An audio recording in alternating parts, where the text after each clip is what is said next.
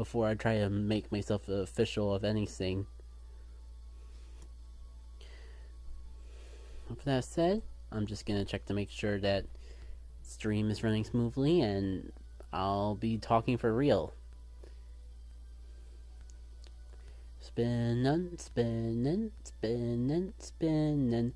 There are my spins, and it only looks janky, 'cause that's the game, how it works with trying to spin. There's no real way to do it. I guess unless I make a circle around my character, there's no real way to do a smooth spinning motion.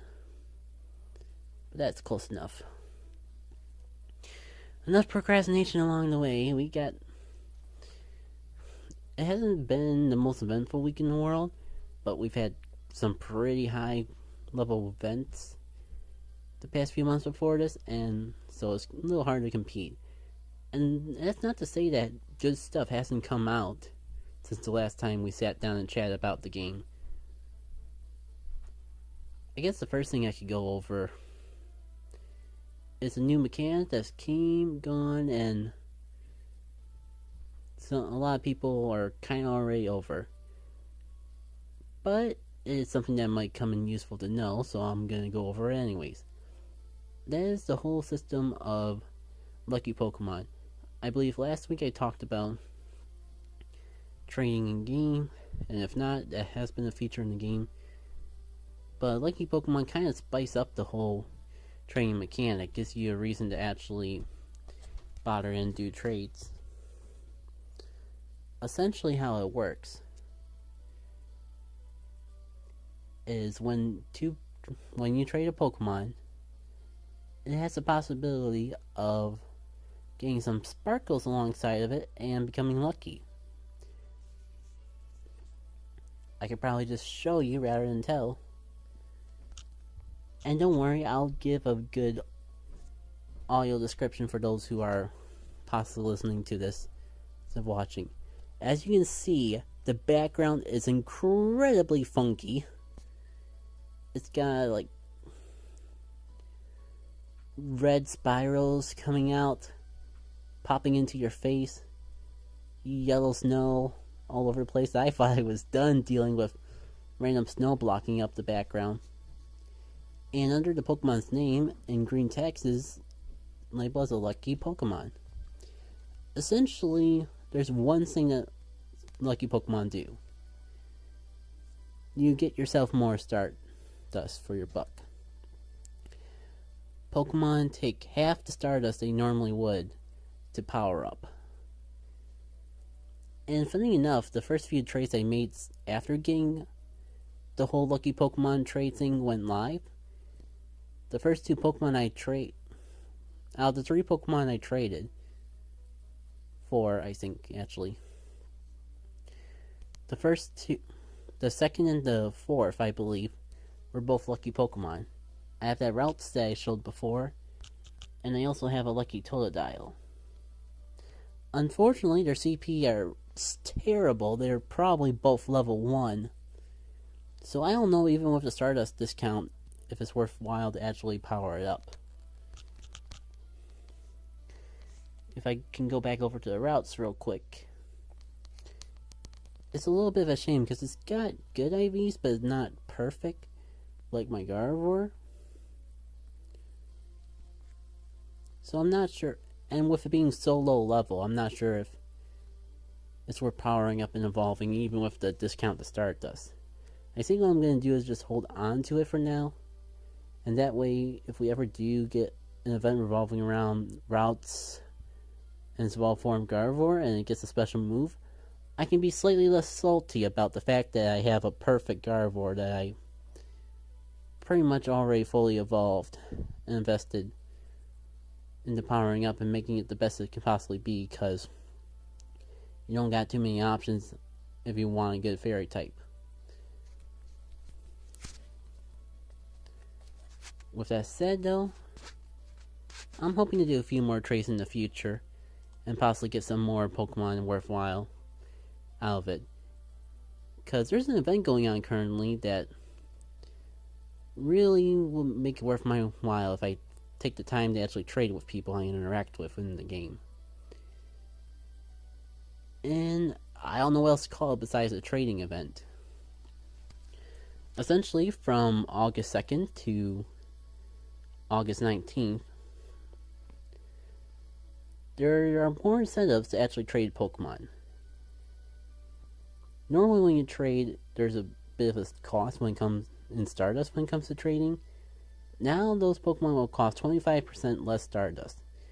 So your basic trade, when both of you both have a Pokemon, would normally take 100 Stardust. Now it takes 75 Stardust. You can also get more candies when trading.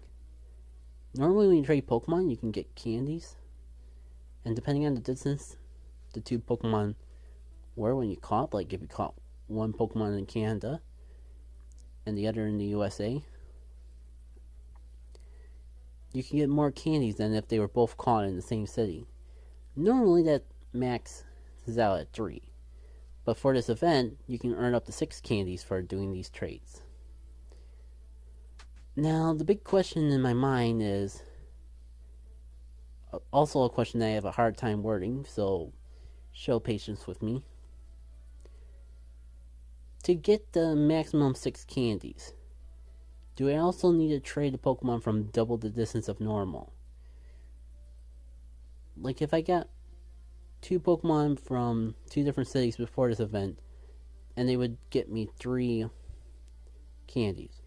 For this event, would that same trade get me 6 candies? Or would it only get me like 3 candies? Possibly 4.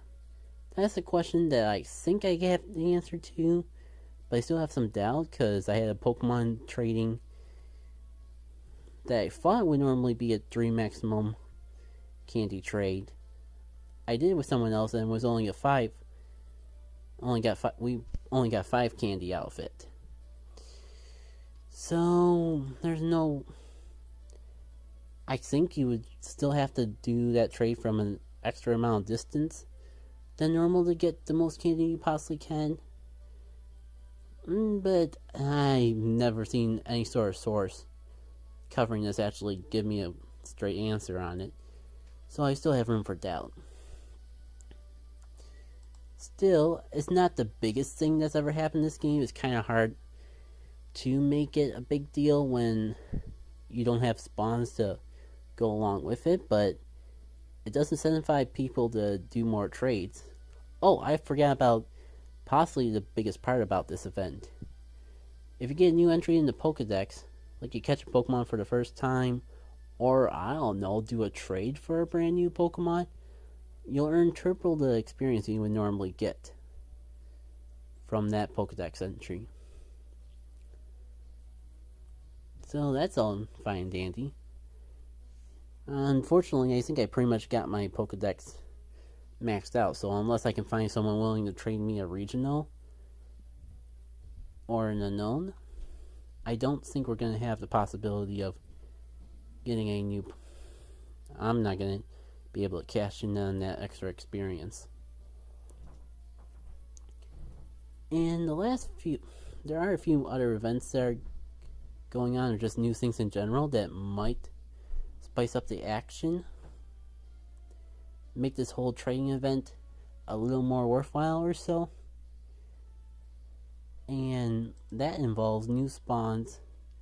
One, for a new month, we have new research tasks with new Pokemon coming out of them. And 2, I thought there was a 2, but I guess that was just part of 1.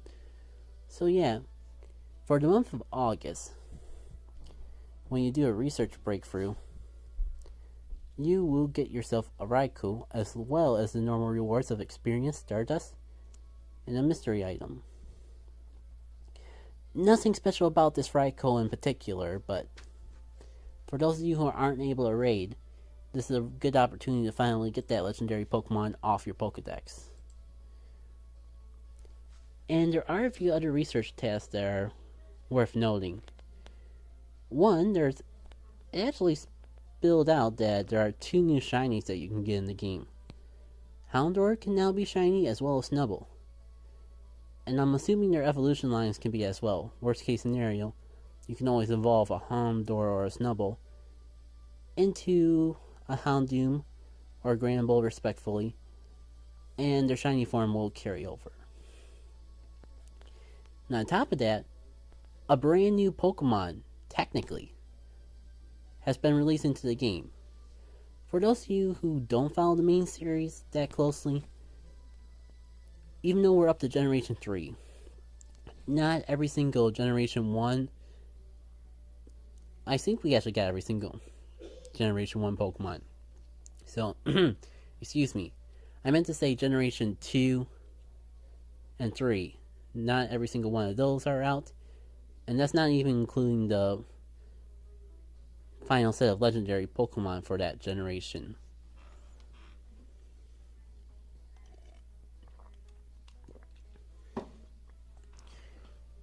There are a few other Pokemon that have not been released in the game, and there's plenty of speculation why they're not in the game yet. And a lot of it revolves around design. Like, we're speculating that because these Pokemon are special in the sense that they have a gimmick or something that they couldn't just be transported over into Pokemon Go, that instead of just releasing them willy-nilly, that they're going to try to they delay their release to take the time to try and, how do I word this, make it as faithful of a recreation of the Pokemon as possible. Just as an example, the Pokemon Smeargle has a move called Sketch, which, when used, it will copy the opponent's move permanently. Instead of having Sketch, they will always have that move that they just learned for every single battle they go into. So possibly the reason that Pokemon, despite being Gen 2, is not in the game yet is due to the fact of how complicated Sketch would be to pull off. Because personally, I think if they had it ready, they would have put it out for that Easter event. A painting Pokemon, a holiday revolving around painting eggs, seems like a perfect fit for me. But I'm getting on a tangent. There's other Pokemon like the Clanfurl family, which supposedly they haven't put into the game yet because they're still working on the evolution items, or possibly saving it for an event that might be coming up. Must resist speculation. And the Nikata line. Nikata is a Pokemon that's bug ground, but evolves into technically 2 Pokemon at once. In the main games, it will evolve from Nikata into Nidjash. But if you have an open slot on your team, a second Pokemon will appear when you evolve your Nikata called Shedinja. Shedinja is a Pokemon that's really interesting. It has only 1 HP. Anything will kill it. But in exchange, it has a bit of a gimmick. It has an ability called Wonder Guard, which will make any move that's not super effective do nothing to it. Or at least it can't take damage from super effective moves. The only ways to get rid of a Nikata is to either hit it with a super effective move, or inflict it with something that would do secondary damage, like summon a sandstorm and have the sandstorm take it out. Or poison it, or burn it. Something like that. As you can imagine, with no status moves nor abilities, putting Shedinja into the game as is would be a bit of a waste. Like, it would die before it could even pull off a single quick move. So I think Niantic is still working on a way to make that work with Pokemon Go. So that's something that's in there. Another Pokemon that probably has been put on delay is called Spinda. It's not really anything special, but it has one gimmick. It has essentially an infinite amount of sprites. Like, It is basically a panda bear with polka dots. And the whole lore behind it is that no two Spindas are exactly the same. Each Spinda has a different set of sprites, or polka dots, patterns. And that's not limited to just little flavor text. The actual sprites in the main game for Spinda vary each time. Like, there's over 200 different Spinda sprites, and that's not even including shiny forms. And the whole reason I'm on this tangent is I'm pretty sure that sort of work would be a bit of a strain for Pokemon Go, so they would put releasing Spinda into the game on hold while they work that out. And it seems like they finally worked that out, because the Pokemon Spinda is officially in the game, released as part of the August set of research. Now, I think you can find them in the wild, but there's a specific research task you can do to get yourself a Spinda, which is nice because I haven't had an opportunity to run into one in the wild myself. Now, you'll go into your field research, make sure you have a slot cleared, and when you spin the spot, you get a research task.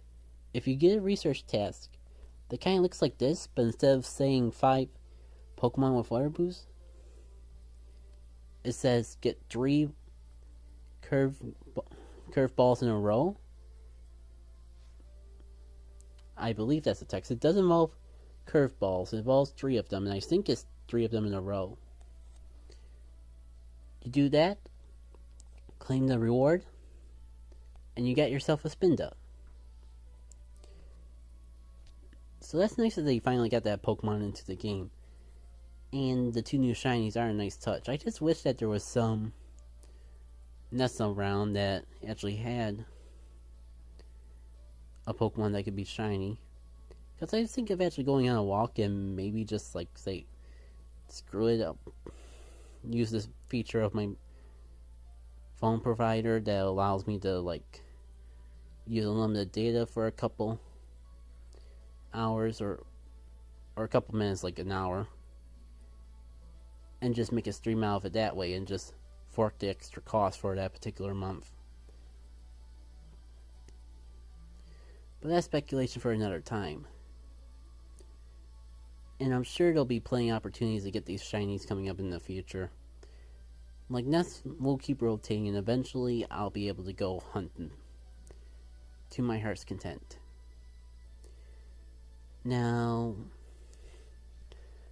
I think that's all the news I had up here out of the way. I don't think anyone's in the chat right now, but as I'm refreshing my voice with some water, feel free to throw anything else you want me to talk about in the chat. And when I get back from my water break, we will move on to some personal experiences I've had this week. Take care. What's up? Well, I have it flipped upside down. I'm gonna have to use that for intermissions in the future. Again, thank you all for your patience.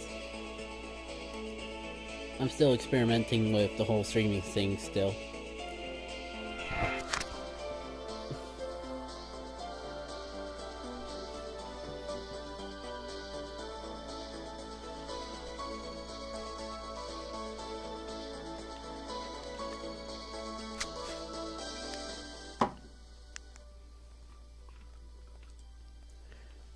And we're back. Now, with the trading and field research being the most eventful thing that's happened this week, I'll admit I don't really have too many personal stories to go over in the realm of Pokemon Go. But I was at Conbravo last weekend.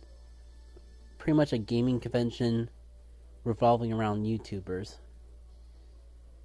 up in Hamilton, Ontario, so I'll probably spend a lot of my time talking about my experience with that, because that's pretty much my big convention I go to every year.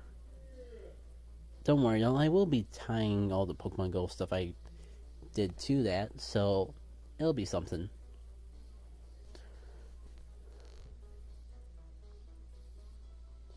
So I had an EX raid pass come and go again. But the good news is that they are showing up on Friday now, so all I need is to like get an EX raid pass to ideally show up at like ideally 6 o'clock.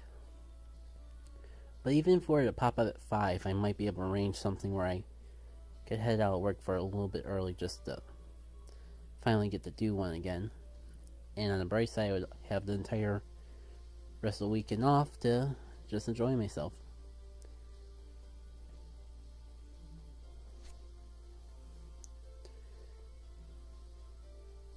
In relation to the things I caught in Pokemon Go in that particular week,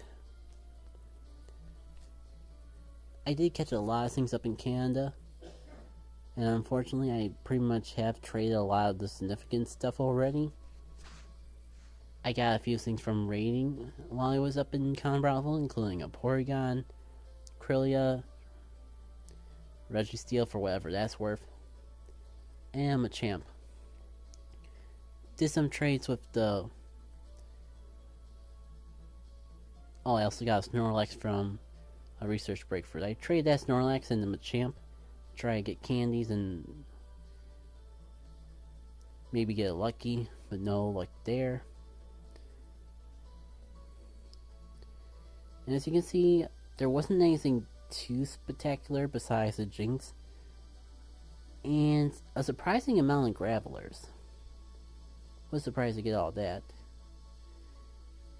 And in case you didn't figure it out already, I did get my lucky Pokemon from trades while I was out in Conbravo. I also got this guy from a trade. No longer do I have to fear going out in the darkness, walking, hoping and praying that I randomly get the rare spawn of Lunatone. I just traded for it. It was a Farfetch, and considering that I have not seen a wild Lunatone yet, I consider it a worthwhile trade. Essentially, I regret not holding on to more Farfetch from the whole global event that happened not a couple years ago at this point. But I did have 3. One that I wanted to keep as a personal keepsake, and I guess 2 that I'm going to end up trading. I think I kept a personal keepsake, a good IV one, or the best one I could find, and a 3rd one for the heck of it.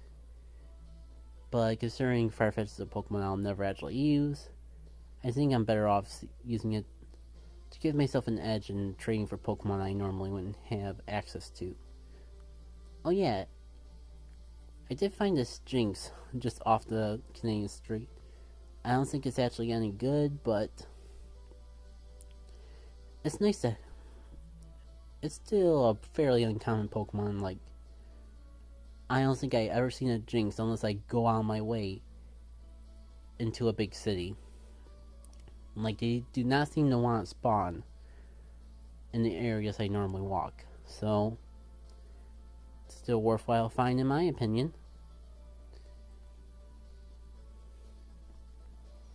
Let's see, did I do anything else? I guess the other thing I wanted to mention was, even though the spawns weren't spectacular, I mean, to be fair, there was no event going on, so can't be too hard on the spawns I found. It was definitely a good area to grind, quote unquote. There was at least 2 stops in a gym that you could reach from the convention center itself. That was actually how I was able to arrange the Registeel raid. We were able to reach the gym from a line pretty much right outside a panel. So I just asked around and we got enough people to do the raid. Where was I going with that? Oh yeah, just the fact that there was plenty of stops to spin while I was waiting around the convention. Pretty much had my phone on, or at least the plus running the whole time, so I could collect the steps as I was walking around from place to place. And it definitely gave me the opportunity to stock up on gifts. the day before, I actually left a day before the convention started and just walked around the city too. It's a pretty nice city for the most part. Like, it's an excellent Pokemon Go area. Plenty of gyms and stops, and fairly walkable. I'm not sure if it's just a Canadian custom or a actual good city custom, but cross stops actually work, and you didn't have to press a button to make said cross stop work. And you never really had to worry about jaywalking, because there's plenty of places across the road. So even though it wasn't exactly the most, how I put it, even though it was a busy city, there's still plenty of places for me to actually go. I didn't have to worry about the traffic too much, despite how heavy traffic was. I think I got this Krylia from one of the raids I did, because I definitely got at least a couple Krylia while I was out in Canada. I think that's everything I wanted to talk about with Pokemon Go relating to the event. Although I gotta say, I am really loving Krylia raids. Like, 5 candies normally, and you pin up it because it's a stage 2 Pokemon and not too hard to catch with a Premier Ball. And you got 10 candies from a single raid. And considering I want all the candies I can get to not only power up my Krylia, but be ready for whatever Gen 4 comes around, and have the Pokemon set for the other side of that split evolution, definitely worthwhile. Like, definitely worth every free pass I have to spare. And possibly even be something that I want enough to actually use a premium pass on. Like, normally, you really have to force my hand or make me feel bad to get me to use my premium pass on something that's not a level 5 or a really good level 4 raid. But Krylia might be something that I can not only solo, but would actually be willing to use premium passes on. We'll see, though. We'll see. I do want to spend a little time just talking about Conbravo as a whole, because it's one thing I really look forward to every single year, and it has ups and downs, but the downs are kind of more of a personal side, and the ups definitely outweighed it. It's real nice to meet up with a bunch of YouTubers that no one in the Pokemon Go community knows about, but I've been watching them before this game even came out, so I'm always looking forward to seeing them. People like TRG, featuring Chuck Conroy, Proton John, NCS, Lucagen, Messianella, all YouTubers that go to Conbravo every single year, and I look forward to saying hi, and handing out little pieces of fan art that I draw specifically to give to YouTubers during this event. And there's a couple other guys that I saw for the first time at Conbravo that I was equally excited to meet. Not exactly a Let's Player like the other guys I see, but there's a YouTuber who goes by the name AlphaRad, and this convention was the first time I got to see him in person, and it's pretty nice. He's a pretty nice guy to talk to, and it's a shame that I didn't get more time to do so. The panels that he hosted that I went to, despite being simple, were fun to sit in and listen to and even interact with. And he's a YouTuber that I've been following for a pretty long time. Not as long as the other guys, but still someone I've been following for a while, and actually does pretty high quality stuff. Like, he does more short form videos, but you can see the editing effort that goes into them. And there's also a YouTuber that really does a lot of cultural videos that I got a chance to say hi to, and he's a pretty good chill guy too.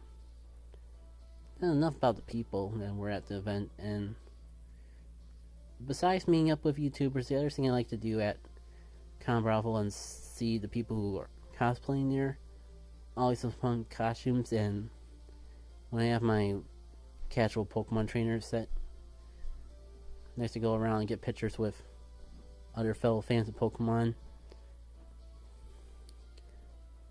I'm actually in between doing all this other stuff, trying to work on getting those pictures up live on social media that I host. So if you follow me on Twitter, I'll tweet out when I post them live elsewhere.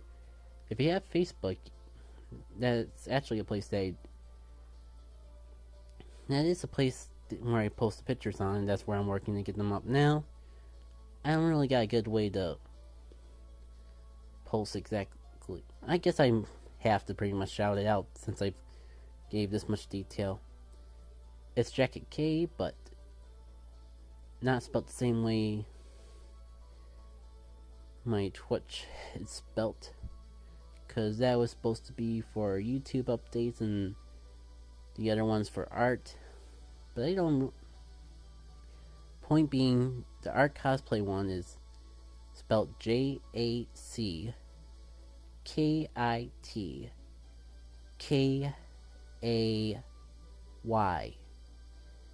It's like JackitK. I guess it's one way you can pronounce it. Yeah, if you look that up, should be able to find the cosplay photos I've been posting. If you got Instagram, I've been doing that there too.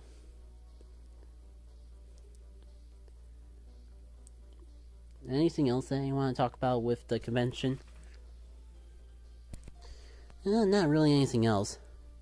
Overall, a good experience. I just wish I wasn't a dumbhead and actually caught the fact that I didn't book my room for an entire 3 days in advance.